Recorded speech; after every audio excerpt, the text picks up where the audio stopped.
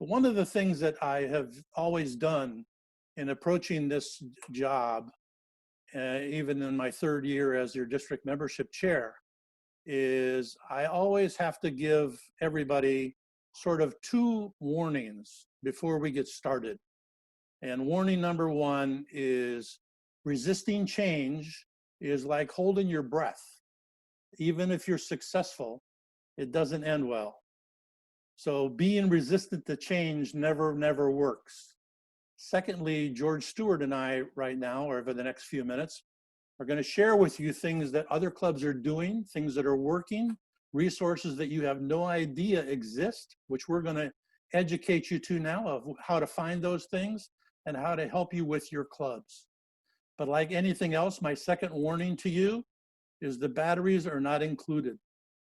Everything we do is going to be stuff, and you and your Rotary clubs are going to have to apply the energy to make these things work. But we're going to share with you the things that do. Today, we are very symbolic of what we're doing with the pandemic, but at the same time, some clubs are recognizing the advantages that there are with this particular pandemic situation. Number one is you don't have to travel to meetings anymore.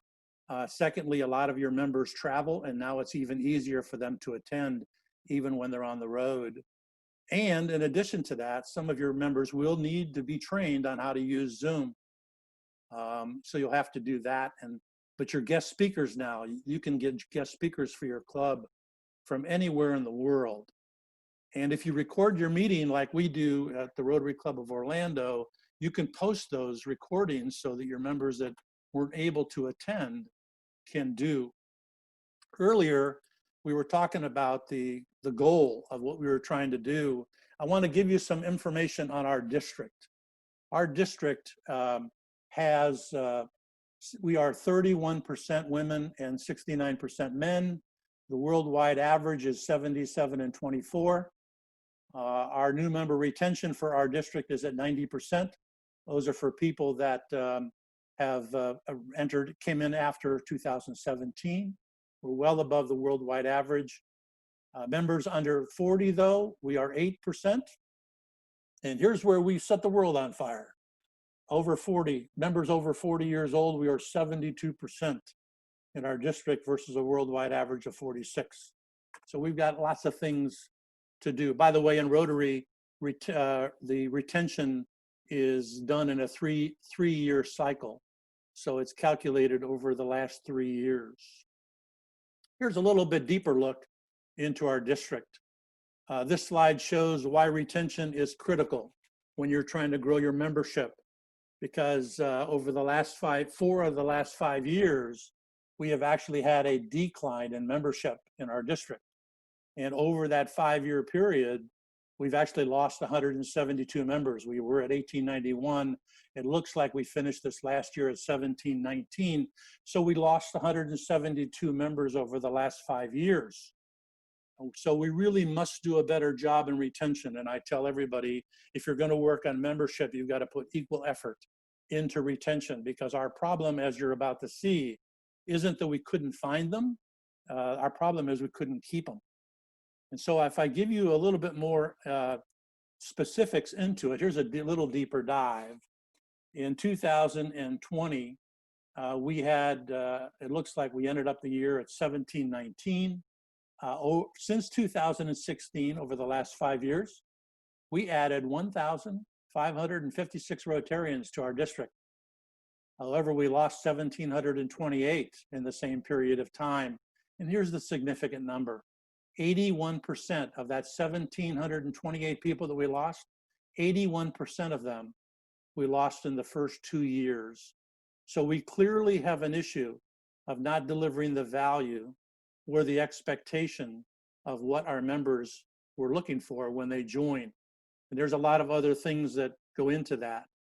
The Rotary survey that was recently taken, Rotary said, here are the top 3 reasons why people join Rotary. They're not the total, but here's the top 3. Community service was 18%, personal growth was 11%, and connecting with others in the community was 10%. 90% of the people that joined were inspired by our history and our mission. And 44% of the people that joined anticipated to be a lifelong member of Rotary. So that's why they joined. Those are the top 3 reasons why they joined. Here's why they left. 40% left because of cost or time. 29% left because of club environment. Club environment included cliques and personality issues, low morale among the members, or they didn't feel included. They didn't feel engaged in the club environment. And then 16% just said it just didn't meet my expectations. The more disappointing part of this was 34% of the people that left said that they would not recommend Rotary. So there's a lot of information we've got to do to try to get not only those people back, but the influence those people have had over other people. Simply stated, we really must provide value to all of our club members, and we can use technology to be able to do that. We're going to walk you through real briefly now the 5 different stages of membership life cycle. We're going to start with acquisition, and for that, I'm going to turn it over to George. You're going to hear a lot about, and you already heard some from George. Are we ready for the for new members? We need to be ready, and give us that next slide, Rich. One way to get ready is to actually poll your own club. This is a member satisfaction survey that's available at RI or Rotary.org. Many clubs have used it. If you have not used it this year or have not used it in the last few years, it's a good opportunity for you to learn about what your own club members are thinking about their satisfaction. You heard that a number of people leave Rotary because they're not satisfied. If we could pick that up earlier with members, obviously could be helpful. Next slide. We've talked a little bit about tools, and we're going to talk about some new ideas. Here's a tool that's been around. Some clubs are using this now. Some situations, my club has a corporate membership program. I know Rich does. Some situations don't make more sense as a corporate membership. You'll have a bank manager who will be transferred. The new bank manager needs to be in your club. A corporate membership allows that type of thing. Here's more information, again, at Rotary.org about corporate memberships. The next item, and you've heard this even mentioned today by Governor Mike, are satellite clubs. Many of us have a meeting. Ours is at breakfast on a Thursday. There are people in my area, in nearby areas, that just doesn't work. And maybe I should be thinking about another meeting time or nighttime or another day. And that may be more appropriate as a satellite club. In other words, a satellite club is members of my club meeting at a different time or location. All members of my club can go to the satellite club. The satellite club can come to my club. So it's not a separate club. It's a part of your own club. Go ahead, Rich. The next aspect of it is the LEAD program. I refer to this as a gift from Rotary International. These are people that basically went on Rotary.org and they said that they were interested in learning more about Rotary. And so those people then are assigned to our district. And as your district membership chair, I receive those. And when I receive those, I call that person on the phone within the first 24 hours. I talk to them, try to find out now, and now we have a group that we're trying to do this with. And then once we find out what club works best for them, then we assign those people, those leads, we assign them to a particular club. The advantage is when a lead comes to us, Rotary International already gives them an RI number. So when they are given and assigned to your club, then you can simply use that Rotary number when you induct them into your club, if you do induct them into your club. I want to just tell you though, right now, today, as of this morning, In our district, we have had 77 leads who have been assigned to one of your 48 clubs. 77 leads are currently resting on the lead database in your club, waiting for a disposition. 77 is a huge, huge number. The second thing second phase of this is getting people onboarded. This is the most critical part of what you do with a new member, is to get them actively involved in what you're doing. Getting the new member orientation. We have a fireside chat before they become inducted, but we try to put the onus on the sponsor to help keep them oriented and get them engaged, introducing them to other people in the club, getting them to feel welcome and getting them to feel like they're part of the club. The My Rotary is a great thing, again, to get them interested in when they're brand new. We try to get them engaged, we try to get them involved, and we try to get them, we get them in our happy hour, which we have our Rotary Means Business in our club meets twice a month. We have social hours that we do. We try to get them. And so here's the example up at the top of this slide where you can find this resource called shop.rotary.org, where you can find the Rotary basics that are in there. The second thing we use in the Rotary Club of Orlando, we have a red badge program. Our club is 127 members, and our club just turned 100 years old this year. So our club is really not the most flexible when it comes to accepting different changes. We adopted in our club this red badge program. So when you come in, you get a red badge program and supposed to be in a blue badge. And it's self-paced. It is led by the sponsor and the candidate themselves. It creates a little structure to what they're supposed to do. These three things are required, and show you how complicated they are. You got to go online and adjust your profile. You got to make a classification talk in front of the club to let us know who you are. And you got to have at least 4 months as a red badge. Those are the required things that you have to do. And then if you go to the optional things, here you got to do 3 of these 5 things to be able to qualify to get your blue badge. You got to serve as a greeter when we're physically meeting. That's easy to do. You can serve on a club committee. You can sponsor a new member. What a great idea for a new person to bring in another new member. Participate in a club service project, or you can attend a board meeting. Any of those things, when your date is completed on that, now you have everything. And then we have this big, incredible ceremony in our club meetings where we give you a blue badge certification where you are now a blue badge. And that is largely self-paced. And we have some guys that go slow. We have some people that have breezed right through this. But the red badge program is a program that is terrific for onboarding your new people and getting them really focused on what your club has to offer. Engagement, I can tell you, it is the quality of your meeting that makes the difference. Whether you're meeting virtually or whether you're meeting physically, it is that celebratory, upbeat meeting. As I tell some of you when I've presented at your clubs, if you're a small club, there's things you can do, but one thing you want to do is you want to encourage all of your guests, your members, to bring guests to the meeting.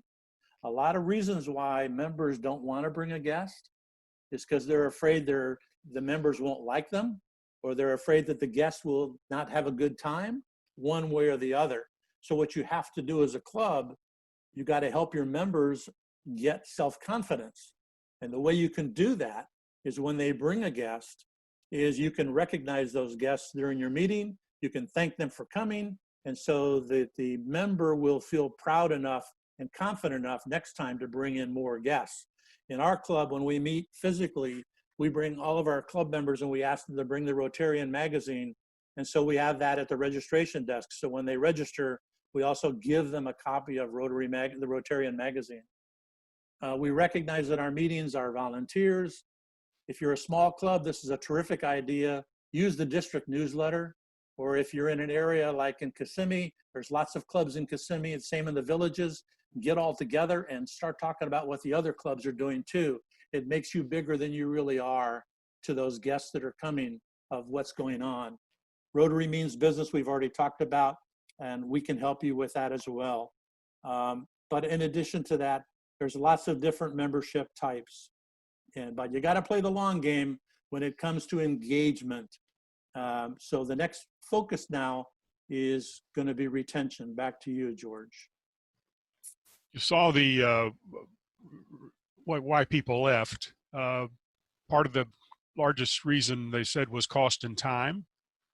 We must build value, no matter what our club dues are, whether we have a meal or not have a meal. If we're not offering value, people will leave us because they'll say it's time and cost. Building value makes their time worthwhile and makes the cost, whatever it happens to be, worthwhile. Let's go to the next one, Rich. Again, there's a great deal of resources for these. These are all tools that are at Rotary.org. You can download them or look at them in a PDF form. You could ask your committee chairs, your members can have access to these tools. So again, probably one message here is to look for tools at Rotary.org. Next one, please, Rich. This is a new idea for some of us. That is, if our members left us, for example, because of cost and time, and we've changed our cost because we're not charging for meals, or we've changed our time because 7:30 in the morning is too early, we've changed to 8:15, we should be reaching out to those former Rotarians. Many of those names are right in the database at DACDB. You may have other areas as well. We've been working for several years trying to reach out to young people through Rotaractors. Alumni here means if they've been in a program that is related or paid for or a part of Rotary, are they a good prospect later? You heard already from Peter, for example. Peter got started by being in the Ambassador Scholarship Program, and now he's one of the biggest wigs we've got. Is that right, Peter? Probably the biggest wig I know, anyway. We've already talked to us about that, but former Rotarians, Rotaractors, alumni are a good area to be looking. The next few minutes, we're going to talk about some new tools that are available for your use and in clubs by club presidents, club president-elects, membership chairs. One of the things that was introduced at the virtual convention was a new video that ought to be shown in your club. We want to make sure you've seen it. You might have seen it at the Rotary convention, but it's an idea that all of us deal every day with our own community. And so now let's talk about a new community that's just been put on the horizon, Anytown, USA.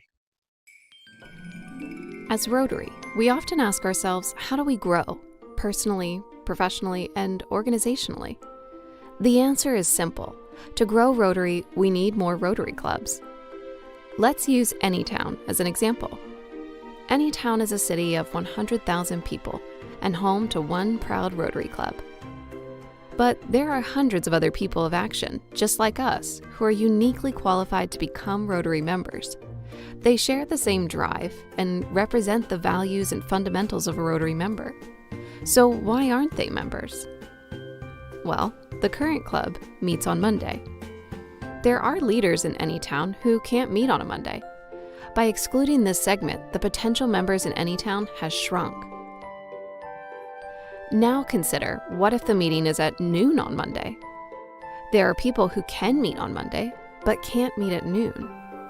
So now we have a smaller audience for Rotary in Anytown. Of the remaining group, some aren't interested in a club with a sit-down lunch and speakers. They are passionate about service, but aren't interested in a traditional club experience. And that is okay. The Rotary Club of Anytown isn't doing anything wrong. It just doesn't appeal to particular segments of the community. And if we're going to thrive for years to come, we must adapt and embrace change.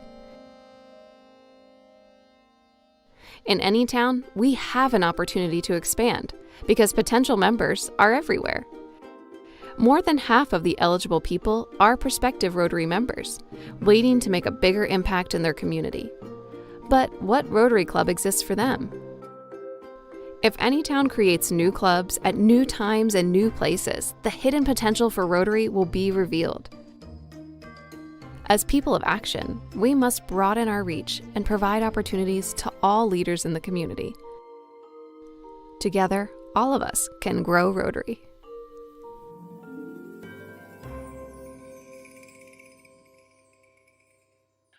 I'm going to go over this quite really briefly. You've heard some of these words already from Governor Mike, from Peter, from George. We are used to kind of the traditional model, meeting at a meal, emphasizing the community, emphasizing service, and frankly, emphasizing attendance for many, many years. We also have a familiarity, I think, with e-clubs. Some of us have been to e-clubs to do makeups. We have an e-club focused here in Central Florida and e-clubs now around the world. You've heard, obviously, about Rotaract. Rotaract has been originally kind of a college-based deal, and now there's an effort to make it a community partner, full partner, really, with the Rotary Club. These other words you'll hear some more of today, and you've already heard some. One is cause-based. We have clubs now being formed in the world who are focusing on one cause, or most of one cause. There's a Rotary Club stretching across multiple districts and multiple countries focused on water. There'll be other clubs focused on environment. We have focus clubs already being formed in parts of the United States focusing on veterans. So that will be an idea and a concept will be going forward. Going down to the alumni-based, we just talked about that. We have clubs that are looking to form or have formed former Rotaractors, former participants in Rotary Youth Exchange, former participants in other youth programs, interactors, and so on. You've heard about satellite clubs. Satellite clubs are parts of a traditional club or parts of some other kind of club. They're not independent as a club yet. They're kind of a satellite of the club. Corporate clubs tend to be on the same campus or in the same company. Ideas here in Central Florida would be at the campus of a hospital, at the campus of a university, or at the campus of a major employer. Two new ones that I just want to mention briefly before we get into the next part is passport clubs. These are clubs that don't have their own meeting on a regular basis, and if it is regular, it's not very often. Those clubs then, those passport clubs, encourage their members to use their club membership to go to other clubs and enjoy the fellowship and the programs and the service projects of other clubs, kind of stamping your passport. I think most of us have been to other clubs, both in this country and throughout the world, and understand the wonderful experience you've had or you've heard about of being at another club. Passport clubs is a new concept across the world. And then maybe the most important word here, I don't think we've heard it yet, is hybrid. Now that we've been through this period of meeting online, I think many clubs are thinking in the future about the online versus in person. And we will see, and I think we're already seeing clubs as they go back to meeting are now thinking that why not have an online presence while I'm having a regular meeting? Why not have it so that somebody vacationing can come into my meeting by using these technology tools? So I think you'll see hybrid clubs work traditional. You'll see hybrid clubs Rotaract. You'll see hybrid clubs cause-based. Cause-based clubs may well stretch across a country or stretch across the world. And they would have to be hybrid. In other words, they would have to have much of their program online because of the nature of them. The other tools now we're going to talk about are tools available right now for each club to be familiar with Rich is going to go over some of these tools with the idea that we're prepared to meet individually and with groups of clubs to get more in detail. But let me turn it over to Rich to show you about some very powerful tools to use in building your club's membership. We're doing this because we want you to be aware of this new technology. The new software is found on this website. It's called www.growrotary.org. And we're going to show you this, and I'm going to demonstrate it to you briefly. But I want you, as the president and the club secretary and your membership chair, I want you to have a few weeks to play with this software. We're going to show you how to do that in a second. But the purpose of showing this to you is because this is an introduction for you to learn how to use this tool as it relates to helping you build membership in your existing clubs.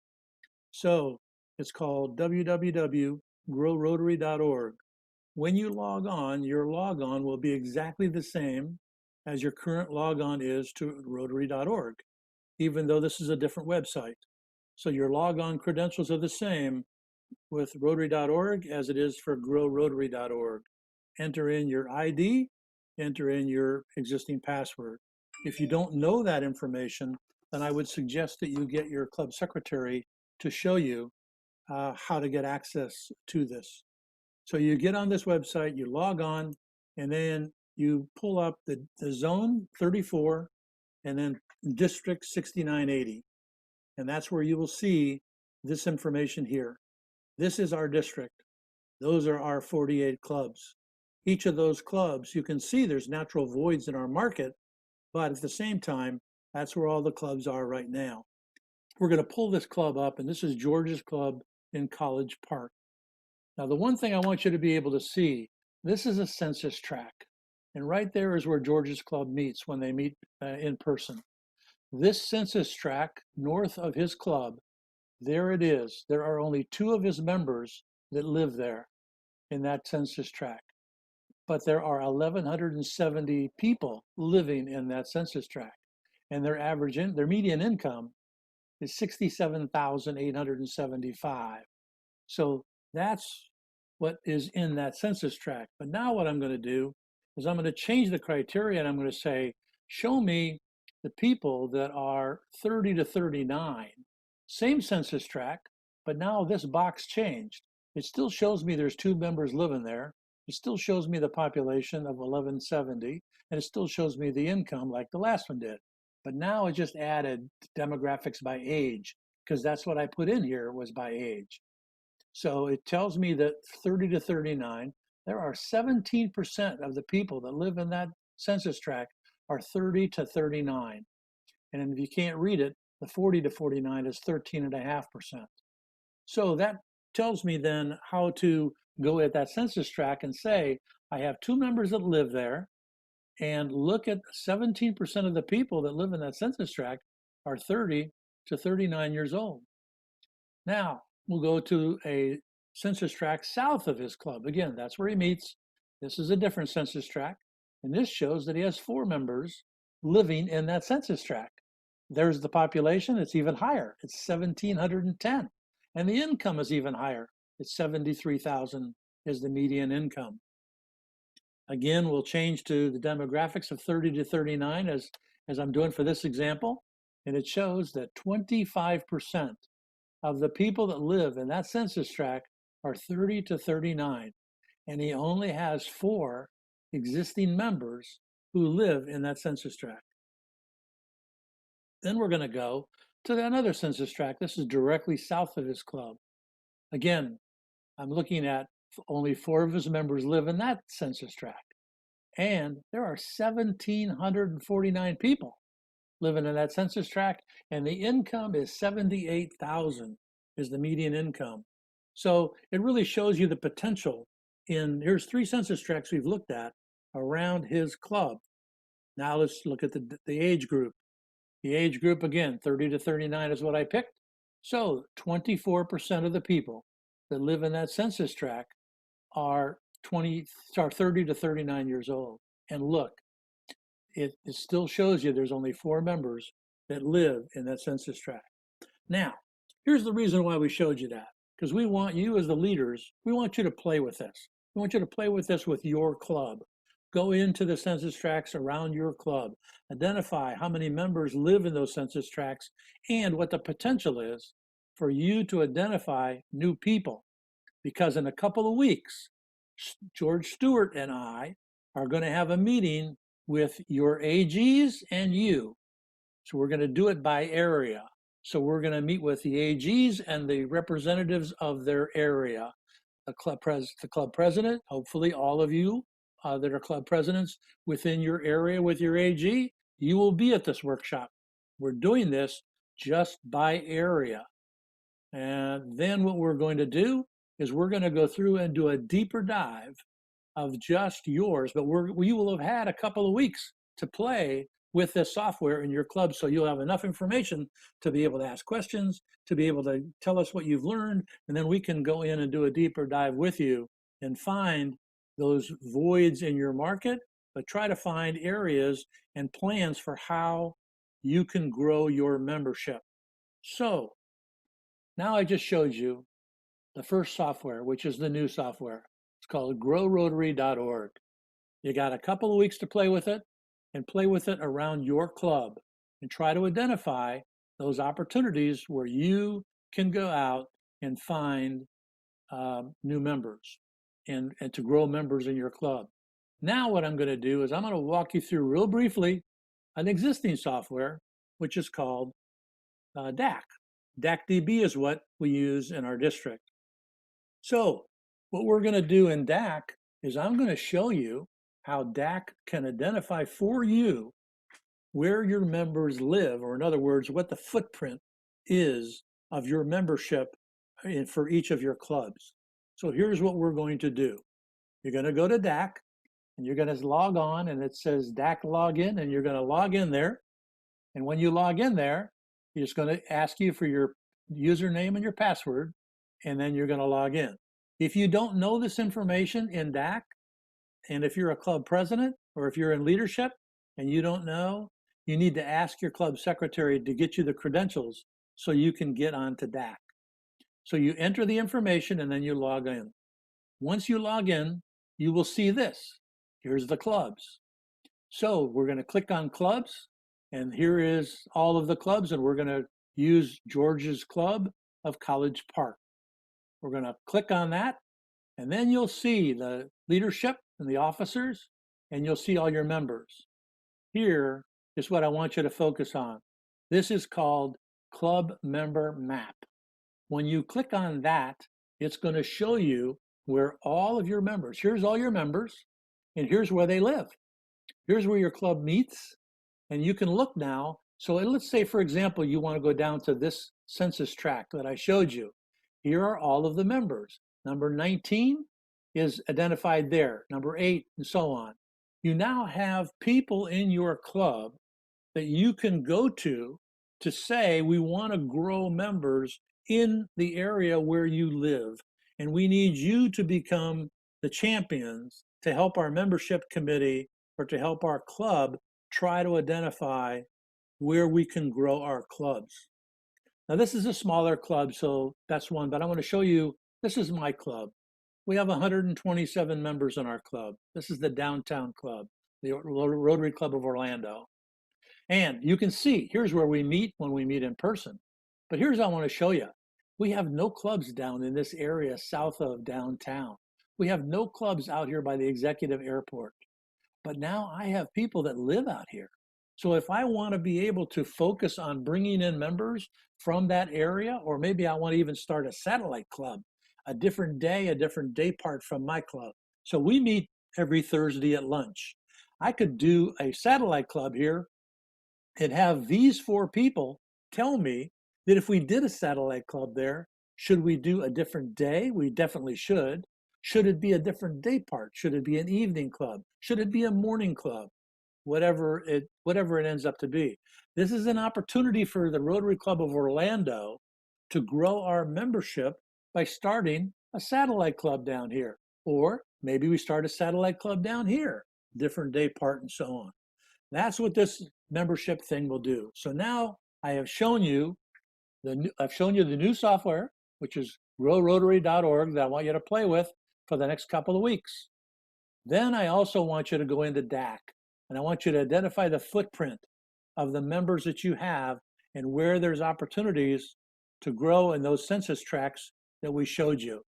And then in a couple of weeks, George Stewart and I are going to have a meeting with each of the AGs and their respective club presidents and club leadership.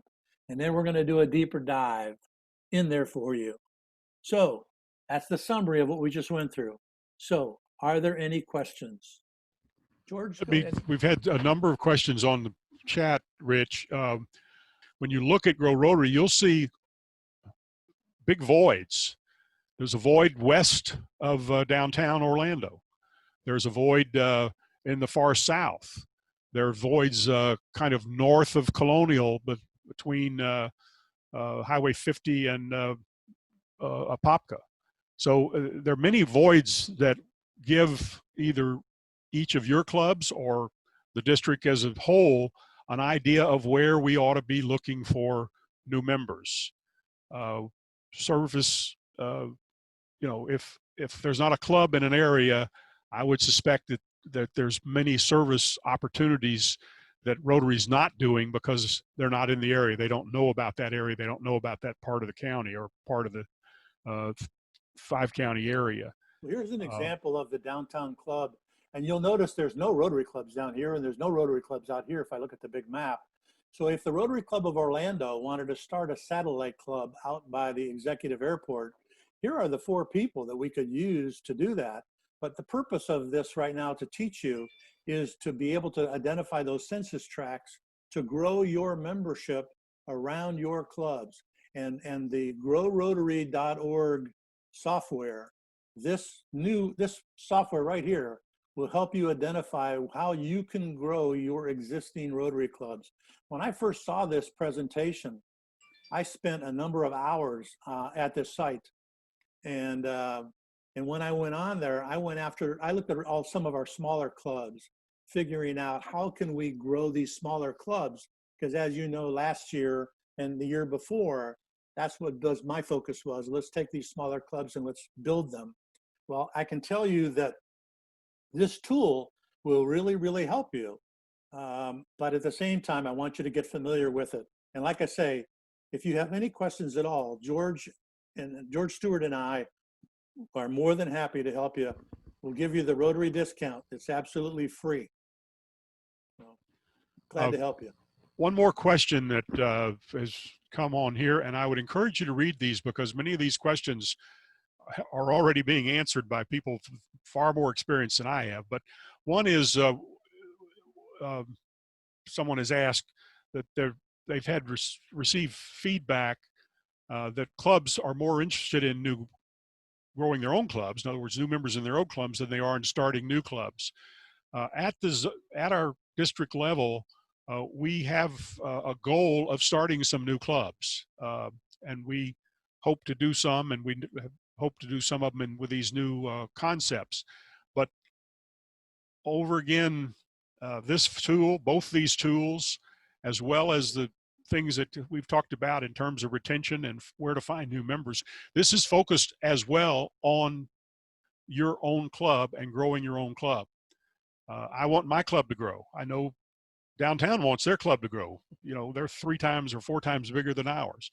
And we do have some small clubs that are in the almost single digits or low double digits that certainly want to grow. These tools can be used to grow, and they can be used to identify new opportunities. The intent and the purpose of this is to show you how to grow your membership in your club.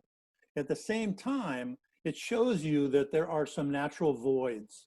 Now, it is normal for a Rotary Club to say, I don't want to start another club. I can tell you that in the downtown club, we've given birth to over 10 clubs in Central Florida. There used to be just 1 club downtown. Now there's 5. Well, that's fine, but at the same time, I can tell you, remember the Anytown video, and there are people that are more convenient for us downtown. If you're a Rotarian, a potential Rotarian, we've got the opportunity to come to you and say, listen, if you work downtown, but you don't live downtown, then we can accommodate you with breakfast, lunch, or dinner downtown. And we recommend Breakfast Club downtown because you will beat all the traffic. You'll be downtown. You can visit the Breakfast Club, and then you already are downtown. You don't have to fight the traffic. Well, there's other advantages for why people want to stay in Lake Nona, why people want to stay in Leesburg, and so on. Every club has that, but don't sell short the idea of a satellite club, because a satellite club is still, those members in that satellite club belong to your club. They're added to your membership, and there is no life expectancy on a satellite club. You can keep a satellite club for as long as you want, but the advantage is if you're a breakfast club that meets on Tuesday, you could take one of these void areas in here and you could create a lunch club on Thursday or a different day, which is a different alternative where people are not going to be attracted to you because they just can't seem to find it convenient. So remember what the NA Town video showed you in terms of accessibility and visibility. But we're not trying to ask you to do anything that you don't want to do. We're trying to strengthen each membership of each club. And at the same time, we're trying to fill those voids for people who call us all the time to say, I'm looking for a Rotary Club. I say, well, I live by the airport. Well, you know what? I'm sorry. We really don't have a club by the airport because we just don't. So anyway, We're about to the end of our time. We still have 94, 96 people in the conference. I want to thank everyone who signed up and thank everybody who participated. Right up till now, we've had over 100, between 100 and 110 in the meeting all day. It's just past the 12 o'clock hour. This will be recorded and will be available to you. And fortunately, we've got Rich, who knows exactly how to do all of that to get that done for us. So with that, Mr. Governor, would you like to end this meeting for us?